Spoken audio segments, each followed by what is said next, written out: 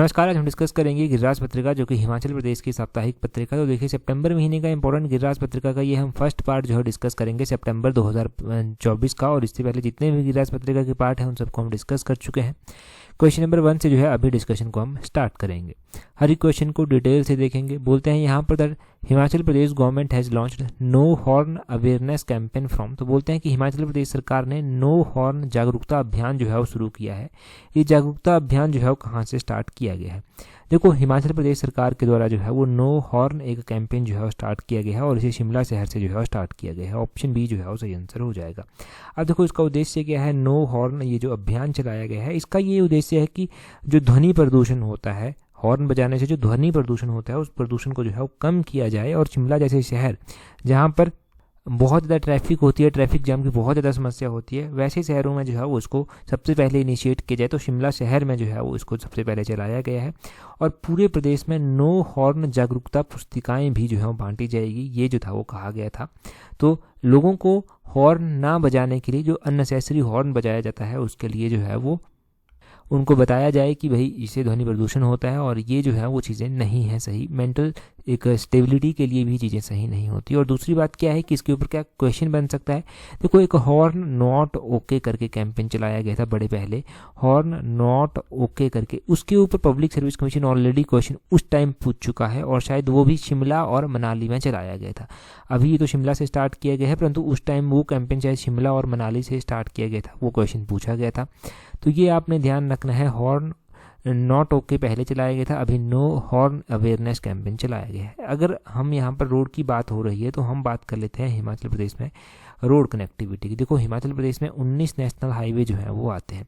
19 national highway Himachal Pradesh में आते हैं। 2576 किलोमीटर जो है वो टोटल लेंथ है नेशनल हाईवे की, ये आपने ध्यान रखना है। अभी जो नेशनल हाईवे आते हैं ना हिमाचल प्रदेश में, इनको मेंटेन भी किया जाता है। तो इनको किस हिसाब से मेंटेन किया जाता है?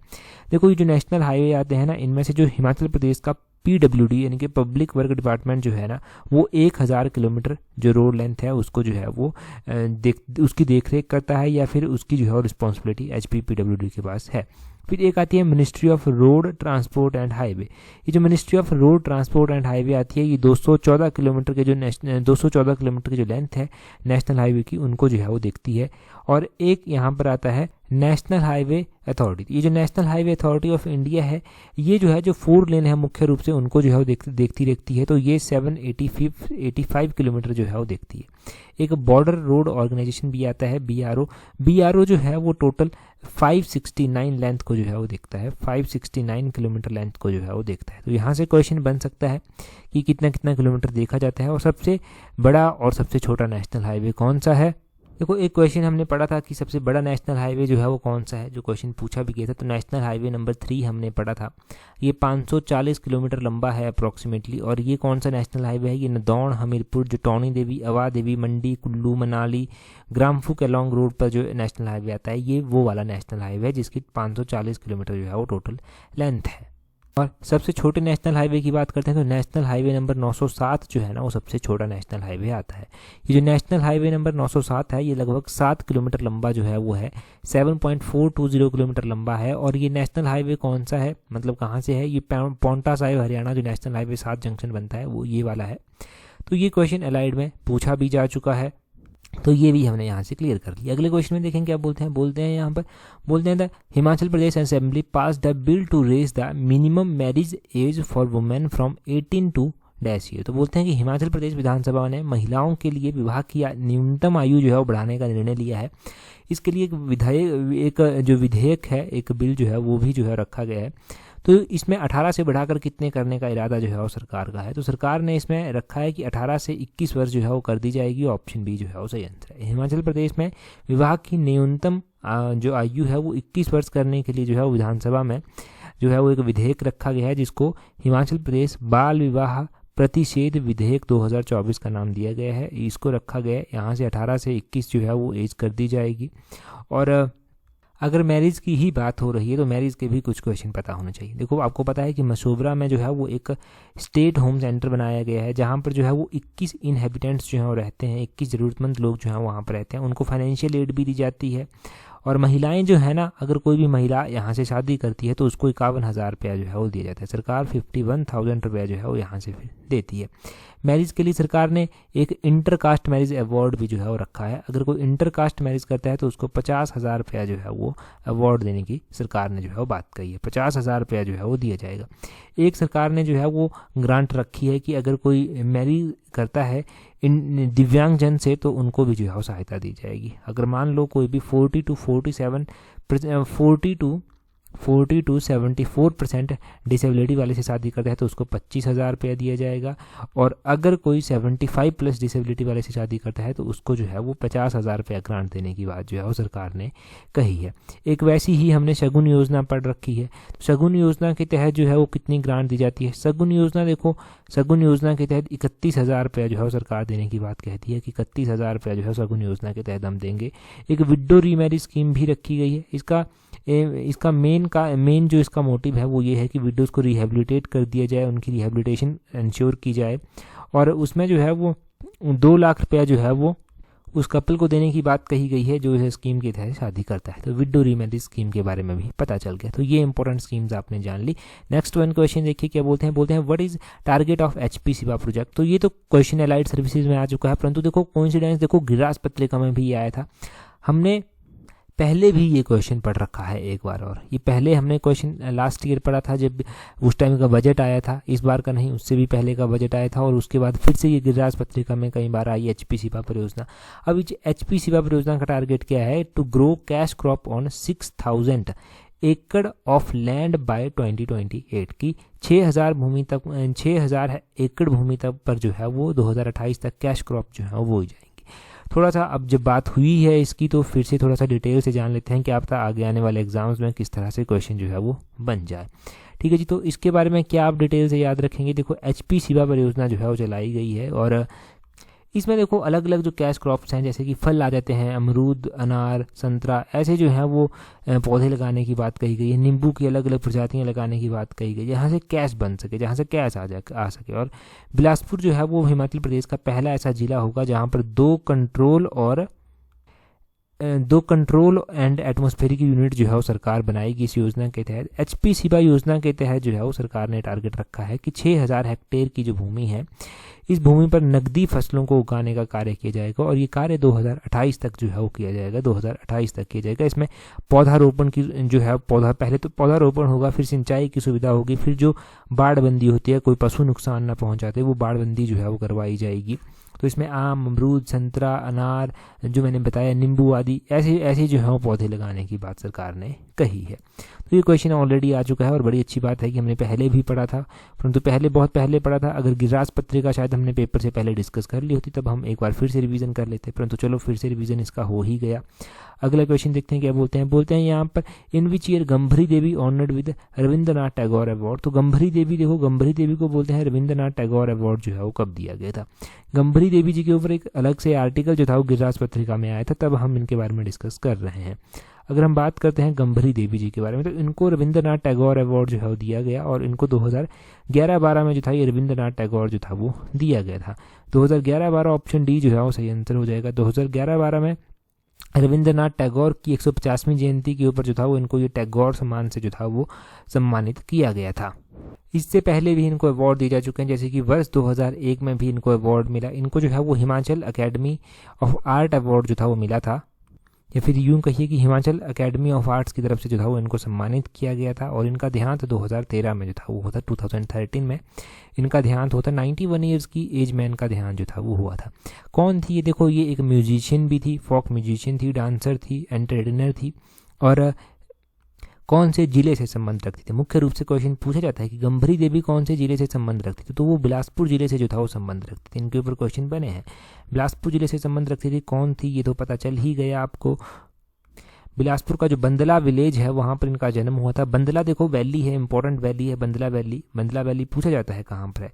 बंदला घाटी जो है वो कहाँ पर पड़ती है? बिलासपुर में पड़ती है। बंदला में एक हाइड्रो इंजीनियरिंग कॉलेज भी जो है वो आता है। तो हाइड्रो इंजीनियरिंग कॉलेज का क्वेश्चन भी पूछा जाता है कि हाइड्रो इंजीनियरिंग कॉलेज बिलासपुर में कहाँ पर स्थित है, तो वो बंदला में जो है वो स्थित है।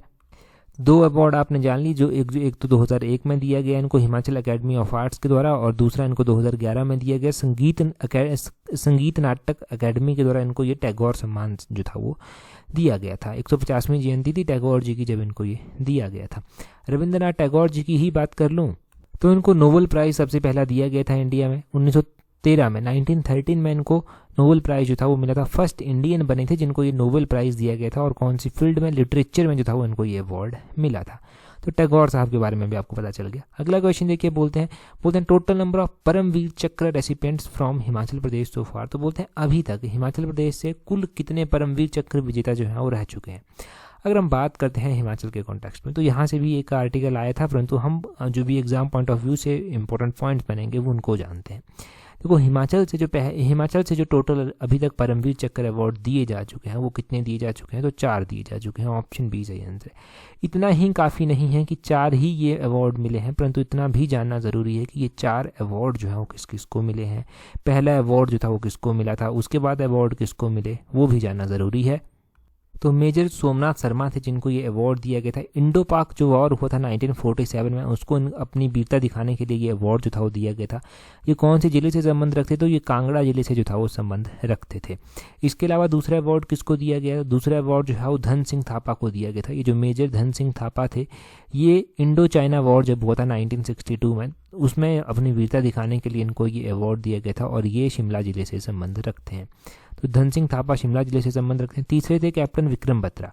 कैप्टन विक्रम बत्रा को जो है ये अवार्ड दिया गया था ऑपरेशन विजय के दौरान। ऑपरेशन विजय जो 1999 में चला था, तो इंडिया पाकिस्तान की जब झड़प हुई थी और ऑपरेशन विजय इंडिया के द्वारा चलाया गया था 1999 में, तो इनको ये अवार्ड दिया गया था। और ये कांगड़ा जिले से जो था वो संबंध रखते थे। कहाँ से, कांगड़ा जिले से संबंध रखते थे। और चौथे थे राइफलमैन संजय कुमार। राइफलमैन संजय कुमार को भी ऑपरेशन विजय में अपनी बहादुरता दिखाने के लिए 1999 में ही ये अवार्ड दिया गया था।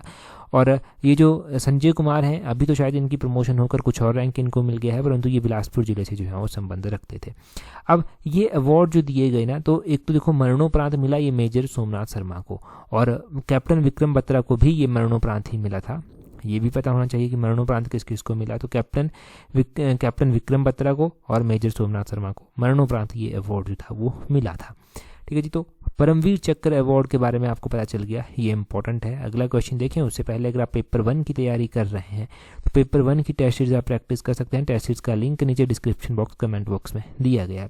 देखो जितनी भी टेस्ट सीरीज हमने डाली थी पहले तो हमने वो दे दी थी, उसके बाद अभी मैंने रिसेंटली 1-2 दिन पहले ही एक और नई टेस्ट सीरीज जो है वो अपलोड की है। और जब भी आप टेस्ट सीरीज ग्रुप में जाएंगे तो एक बार उस टेस्ट सीरीज को भी ज़रूर प्रैक्टिस करना। वो लेटेस्ट 1 टेस्ट सीरीज है और डेफिनेटली आपको उन टेस्ट सीरीज से हेल्प मिलने वाली है। चाहे वो एक तो फुल लेंथ टेस्ट सीरीज है, एक इकोनॉमिक सर्वे की भी अलग से टेस्ट सीरीज डाली गई हैं, करंट अफेयर की भी अलग से टेस्ट सीरीज डाली गई हैं, तो उनको ज़रूर देख लेना, प्रैक्टिस करना, उनको काफ़ी हेल्प आपको वहाँ से मिलेगी। अगला क्वेश्चन देखिए जी, अगले क्वेश्चन में क्या बोलते हैं farmers who have milk cattle buffalo with milk output of 15 litre और more per day rewards how much per beneficiary per animal. तो बोलते हैं जिन किसानों के पास प्रतिदिन 15 लीटर या उससे अधिक लीटर कोई दूध देने वाला दुधारू गाय या भैंस है, उनको प्रतिदिन प्रति लाभार्थी कितना इनाम सरकार देती है।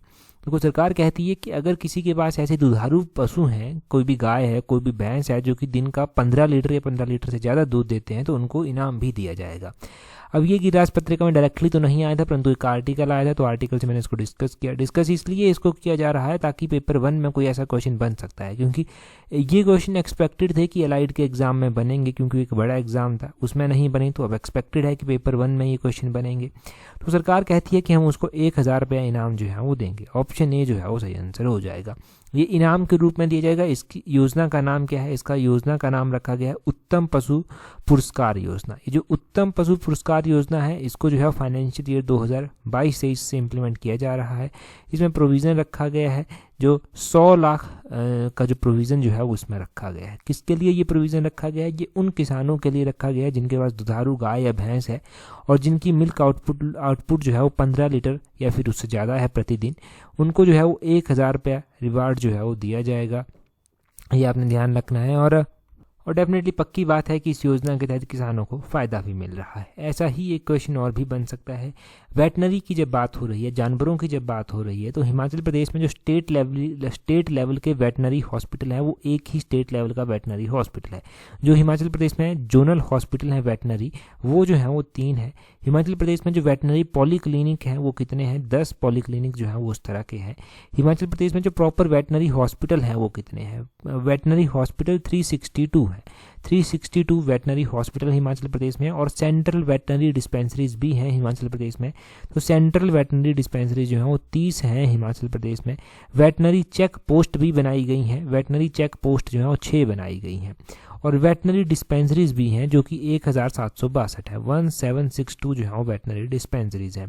तो ये ध्यान रखना, state level veterinary hospital 1, zonal veterinary hospital 3 है, पॉलीक्लिनिक्स वेटनरी के 10 हैं, वेटनरी हॉस्पिटल 362 है, सेंट्रल लेवल की जो वेटनरी डिस्पेंसरीज हैं वो 30 हैं, और वेटनरी चेक पोस्ट 6 हैं, और जो नॉर्मल रूप से वेटनरी डिस्पेंसरीज हैं वो 1762 जो है वो है।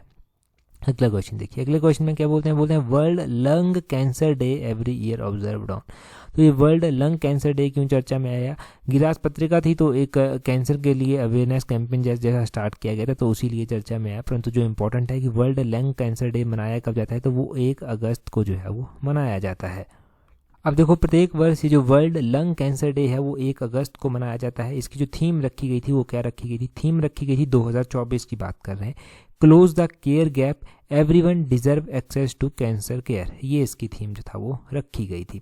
अब हम बात कर लेते हैं जो नॉर्मल रूप से कैंसर डे मनाया जाता है वो कब जो है वो मनाया जाता है। देखो, नॉर्मल जो कैंसर डे मनाया जाता है वो फरवरी महीने की 4 तारीख को मनाया जाता है, और वर्ल्ड कैंसर डे की थीम रखी गई थी close the care gap. Close the care gap उसकी थीम रखी गई थी, जो कि वर्ल्ड कैंसर डे 4 फरवरी को मनाया गया। और दूसरी ओर हमने जाना कि वर्ल्ड लंग कैंसर डे मनाया गया, जो कि अगस्त महीने की 1 तारीख को मनाया गया, जिसकी थीम रखी गई थी 2024 में close the care gap, everyone deserve access to cancer care. ये अलग अलग थीम्स आपने, अलग अलग डेज आपने ध्यान रखने, और एक जैसे दिन है ये कैंसर डे और वर्ल्ड लंग कैंसर डे, तो ये याद भी रहेंगे। अब हमारे पास कुछ 1 लाइनर क्वेश्चन जो हैं वो चलते हैं, उन क्वेश्चंस को देखेंगे। काफ़ी अच्छे क्वेश्चन हैं हमारे पास 1 लाइनर क्वेश्चन। उससे पहले अगर आपने हमारा व्हाट्सएप ग्रुप ज्वाइन नहीं किया है तो व्हाट्सएप ग्रुप ज़रूर ज्वाइन करें ना, क्योंकि व्हाट्सएप ग्रुप पर भी ये 1 लाइनर क्वेश्चन जो है वो डाले जाया करेंगे। ठीक है जी, एक जत्था आपका ये कि इनका डाल दिया गया है अभी तक, और नेक्स्ट भी डाला जाएगा। अब धीरे धीरे व्हाट्सएप पर भी हम काफ़ी अपडेट रहेंगे, क्योंकि टेलीग्राम को लेकर जब से खबर आई है तो व्हाट्सएप पर अपडेट रखना आपको ज़रूरी है। व्हाट्सएप पर पीडीएफ शेयर नहीं होती, उसकी दिक्कत ये है, और टेलीग्राम पर हम इजीली पीडीएफ शेयर कर सकते हैं, ये दिक्कत होती है। परंतु चलो जो भी है हम मैनेज कर लेंगे। अगला 1 लाइनर क्वेश्चन देखिए, बोलते हैं किस देश की निर्वासित सरकार का मुख्यालय शिमला में था? तो कौन सी देश की ऐसी निर्वासित सरकार थी जिसका मुख्यालय शिमला में हुआ करता था? ये देश की बात की गई है, और ये हुआ करता है बर्मा, जो कि अब म्यांमार के नाम से जाना जाता है। बर्मा जो कि अब म्यांमार के नाम से जाना जाता है, उसका मुख्यालय शिमला में जो था वो हुआ करता था। बात यहीं पर समाप्त नहीं हो जाती कि कौन सी सरकार का था, बात यहाँ से भी बनेगी कि कब से लेकर कब तक था। तो ये 1942 से लेकर 1945 तक था। 1942 टू 1945 ये यहाँ पर हुआ करता था। अगला क्वेश्चन देखिए, बोलते हैं मुलगन घाटी कहाँ पर स्थित है? ये मुलगांव वैली जो है वो किन्नौर जिले में जो है वो आती है, किन्नौर की है ये मुलगांव वैली। और भी इंपॉर्टेंट वैलीज जो हैं वो आती हैं। कौन कौन सी ऐसी वैलीज हैं जो कि किन्नौर में जो है वो आती हैं? ये हिमाचल के अलग अलग जिलों में जो है वो आती हैं, जैसे कि सांगला वैली हो गई, सांगला वैली जिसको बसपा वैली के नाम से भी जो है वो जाना जाता है, और यूला वैली हो गई, वो भी जो है वो किन्नौर में आती है। एक वांगपू वैली हो गई, वांगटू वैली, वो भी किन्नौर में। तिदोंग वैली कहाँ पर स्थित है? ये क्वेश्चन पूछा जाता है। तिदोंग वैली जो है ये भी किन्नौर में ही जो है वो स्थित है। रिब्बा वैली जिसको वैली ऑफ ग्रेप्स भी कहा जाता है, वो कहाँ पर है? वो भी किन्नौर में ही स्थित है। अगले क्वेश्चन में बोलते हैं हिमाचल प्रदेश सरकार ने विधवा, बेसहारा, तलाकशुदा महिलाओं, दिव्यांग, माता पिता वो अन्य के लिए वित्तीय सहायता प्रदान करने के लिए कौन सी योजना स्टार्ट की है? तो हिमाचल प्रदेश सरकार ने मुख्यमंत्री सुख शिक्षा योजना जो है वो उसके लिए स्टार्ट की है। कौन सी? हिमाचल प्रदेश सरकार ने मुख्यमंत्री सुख शिक्षा योजना जो है वो इसके लिए चलाई है। नेक्स्ट 1 क्वेश्चन देखिए, बोलते हैं हिमाचल प्रदेश कब से कब तक मुख्य आयुक्त प्रांत रहा? तो देखो, हिमाचल प्रदेश जो है वो मुख्य आयुक्त प्रांत भी रह चुका है, और ये 15 अप्रैल 1948 को बन गया था। चीफ कमिश्नर प्रोविंस जिसको कहते हैं, जो कि मार्च 1952 तक रहा था। फिर मार्च 1952 में इलेक्शन भी हुए थे, जब पहली सरकार जो था वो बनी थी। YS परमार जो था वो पहले मुख्यमंत्री जो था वो बनकर आए थे। ठीक है जी, YS परमार टोटल कितनी बार मुख्यमंत्री रहे, वो आप कमेंट करके जो है वो बताएंगे कि टोटल कितनी बार जो है वाईएस परमार मुख्यमंत्री हिमाचल के बन चुके हैं। अगले क्वेश्चन में बोलते हैं स्पीति घाटी का सबसे बड़ा विहार कौन सा है, तो की जो विहार है यहाँ का वो सबसे बड़ा विहार यहाँ का आता है। अगले क्वेश्चन में बोलते हैं भारतीय प्राणी सर्वेक्षण के जो शोधकर्ता हैं उनको भारत के किस राज्य में 2 सींग वाले मेंढक की नई प्रजाति की खोज की है, तो इन्होंने जो है वो 2 सींग वाले मेंढक की प्रजाति की खोज की है अरुणाचल प्रदेश के ताले वन्यजीव अभ्यारण्य में। और देखो फ्रॉग की जो स्पीसीज यहाँ पर देखी गई है ना, तो वो अरुणाचल प्रदेश के ताले वाइल्ड लाइफ सेंचुरी में देखी गई है। ये पूछा जाता है कि ताले वाइल्ड लाइफ सेंचुरी जो है वो कहाँ पर स्थित है। ताले वाइल्ड लाइफ सेंचुरी जो है वो कहाँ पर है, ये अरुणाचल प्रदेश में जो है वो स्थित है। और अगले क्वेश्चन में देखिए बोलते हैं 18वें नंबर की जो लोकसभा हुई उसमें जो है वो कितनी महिला सांसद चुनकर आई। 18वें नंबर की जो लोकसभा के इलेक्शन हुए उसमें जो है वो 74 जो टोटल महिलाएं हैं वो चुनकर आई। हिमाचल से कितनी महिलाएं चुनकर गई, हिमाचल से सिर्फ एक महिला जीत कर गई। मंडी से जो है वो कंगना रनौत जीत कर गई। और उसी तरह हिमाचल प्रदेश विधानसभा में टोटल कितनी महिलाएं, 3 महिलाएं हैं। एक तो रीना कश्यप हैं बीजेपी की, 2 जो हैं वो कांग्रेस की हैं, जिनमें से एक किन्नौर की जो है लाहौल स्पीति की एक अनुराधा आ जाती हैं, और दूसरी जो है वो मुख्यमंत्री सुखविंदर सिंह सुक्खू की जो है वो धर्मपत्नी है कमलेश ठाकुर, उनका नाम ध्यान रखना है। कमलेश ठाकुर देहरा से चुनकर जो है वो गई हैं। और आपको पता चल गया कि टोटल 18वीं लोकसभा में कितनी वुमेन एमपी हैं, तो जो 18 नंबर की लोकसभा है उसमें 74 वुमेन एमपी जो है वो चुनकर गई हैं। आगे बोलते हैं विंबलडन टेनिस प्रतियोगिता 2024 का पुरुषों का खिताब किसने जीता। ये तो हमने करंट अफेयर में भी पढ़ा था। करंट अफेयर के साथ ज़रूर जुड़े रहें क्योंकि करंट अफेयर सबसे बड़ा स्कोरिंग सब्जेक्ट होता है। यहाँ पर अगर क्वेश्चन पूछे जाते हैं तो पॉइंट टू पॉइंट बनते हैं नंबर। बोलते हैं 2024 का जो पुरुष वर्ग का खिताब जीता गया वो कार्लोस अल्काराज के द्वारा जीता गया। कार्लोस अल्काराज के द्वारा ये विंबलडन कप जो है वो जीता गया। विंबलडन टेनिस का कप है ये 2024 का कार्लोस अल्काराज के द्वारा जीता गया। आगे बोलते हैं चितवन राष्ट्रीय उद्यान कहाँ पर स्थित है, तो चितवन राष्ट्रीय उद्यान नेपाल में जो है वो आता है। नेपाल में ये चितवन राष्ट्रीय उद्यान आता है। आगे बोलते हैं क्वेश्चन में उड़ीसा में स्थित उदयगिरी की गुफाएं किसके लिए प्रसिद्ध हैं, तो उड़ीसा में ये जो उड़ीसा के उदयगिरी की ये जो गुफाएं हैं ब्राह्मी लिपि के लिए लिखे गए जो हाफी गुफा अभिलेख है उनके लिए जो है ये प्रसिद्ध है। आगे बोलते हैं पाणिनि द्वारा लिखा गया ग्रंथ अष्टाध्यायी किस प्राचीन भारतीय साम्राज्य की जानकारी प्रदान करता है, तो ये पाणिनि के द्वारा जो लिखा गया है वो मौर्य कालीन की जो है वो जानकारी देता है, मौर्य कालीन की जानकारी देता है। नेक्स्ट वन क्वेश्चन में बोलते हैं भारत के नवनियुक्त विदेश सचिव का नाम बताइए। जो नए विदेश सचिव चुने गए हैं उनका नाम है विक्रम मिस्री। इनका नाम काफ़ी इंपॉर्टेंट है। ये विदेश सचिव जो है वो चुने गए हैं और विक्रम मिस्री जो है वो इनका नाम है। अगला क्वेश्चन देखिए बोलते हैं total number of degree colleges in Himachal Pradesh up to December 2023। तो दिसंबर 2023 तक हिमाचल प्रदेश में कुल कितने डिग्री कॉलेज जो हैं वो आते हैं। डिग्री कॉलेजेस पूछे गए हैं, टोटल डिग्री कॉलेजेस जो हैं वो हिमाचल प्रदेश में कितने आते हैं। 4 ऑप्शंस आपके पास दिए गए हैं, आप जल्दी से कमेंट करके बताइए कि कितने डिग्री कॉलेजेस जो हैं वो हिमाचल प्रदेश में दिसंबर 2023 तक जो है वो आते हैं। ये तो हो गई पहली बात। दूसरी बात आपने ये भी ध्यान रखनी है कि गिरिराज अगर आप पढ़ लेते हैं ना तो हिमाचल को आप 100% जो है वो कवर कर लेते हैं, कोई कसर नहीं रह जाती। और जिन्होंने लाइट का एग्जाम दिया है पहले गिरिराज पत्रिका देखी थी उनको इस रिजल्ट के बारे में पता है। टेलीग्राम पर जरूर ज्वाइन कर लेना। टेलीग्राम पर अगर आपने अभी तक हमें ज्वाइन नहीं किया है तो अपने टेलीग्राम से सर्च करना @allexam31, आपको हमारा टेलीग्राम चैनल मिल जाएगा। टेलीग्राम पर ही व्हाट्सएप का ग्रुप का लिंक मिल जाएगा या फिर आपको नीचे डिस्क्रिप्शन बॉक्स में भी व्हाट्सएप का लिंक मिल जाएगा। आज की इस वीडियो में इतना ही है। That's all for today. Thank you very much for watching and listening it very patience.